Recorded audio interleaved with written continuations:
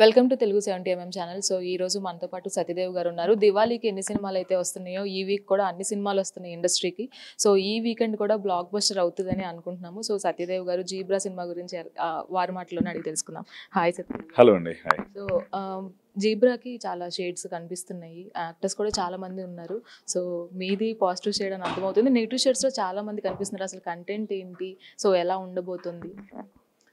Yeah అంటే ఒక financial transaction error వల్ల ఒక బ్యాంకర్ వరల్డ్, ఒక గ్యాంగ్స్టర్ వరల్డ్ క్లబ్ అయ్యి ఆ ప్రాబ్లమ్ని ఎలా బయటపడ్డారు, లేకపోతే ఆ ప్రాబ్లమ్ ఇద్దరు కలిసి సాల్వ్ చేశారా, లేకపోతే ఓడిపోయారా అన్న ఒక థీమ్ పైన, ఒక బ్లాక్ హార్స్ వైట్ హార్స్ అనే థీమ్ పైన వెళ్ళామండి. It's more importantly about black money white money, అందుకని జీబ్రా అని పెట్టడం జరిగింది.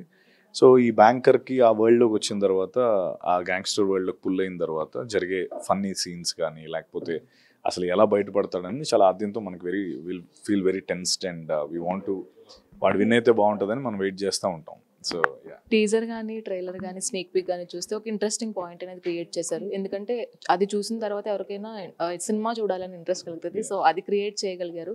సో స్టోరీ సెలెక్షన్లో నరేషన్ మొత్తం విని సెలెక్ట్ చేశారా, లేదంటే ఏదన్నా ఒక పాయింట్ నచ్చి సెలెక్ట్ చేశారు? లేదు, నరేషన్ మొత్తం విన్నాను, కథ మొత్తం చదివాను, బుక్ అంతా చదివాను. అంటే ఈ స్టోరీ ఎవరు విన్నా కూడా ఓకే చేసేస్తారండి. అంటే స్పెసిఫిక్గా ఏమి మనం దీని గురించి అంత కష్టపడక్కర్లేదు. అంటే నేను నా క్రెడిట్ ఎప్పుడు డైరెక్టర్స్, రైటర్స్కి ఇస్తాను. ఎందుకంటే వాళ్ళు చాలా కష్టపడి ఒక 3 ఏళ్ళు 4 ఏళ్ళు దాని మీద పెట్టి ఒక కథ రాస్తారు. మన పాయింట్ అలా ఓన్లీ సెలెక్ట్ చేసుకోవడమే.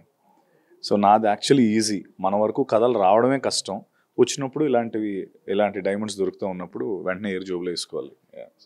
వన్ ఆఫ్ ది ప్రెస్ మీట్స్లో చెప్పారు మీరు, కొన్ని టిక్ మార్క్స్ పెట్టుకున్నాను, అందులో ఫస్ట్ది నేను కాస్ట్యూమ్ చేంజ్ చేశాను అని. సో ఇంకెన్ని టిక్ మార్క్స్ ఉన్నాయి? సో ఇంకేమైనా స్టోరీ సెలెక్షన్స్లో ఉండబోతున్నాయా, లేకపోతే మీ క్యారెక్టర్స్ విషయంలో ఉండబోతున్నాయా?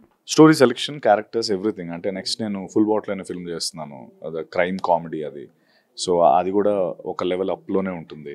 ఈ సినిమాకి యాక్టర్స్ విషయంలో, మ్యూజిక్ విషయంలో, లేకపోతే కథ విషయంలో ఎవ్రీథింగ్ కేర్ తీసుకున్నాం. తర్వాత అవి కూడా చెక్ మార్క్స్ మేము పెట్టుకుంటూ వచ్చాం. అంటే ఫ్యూ చెక్ మార్క్స్ అవి కూడా ఉన్నాయన్నమాట.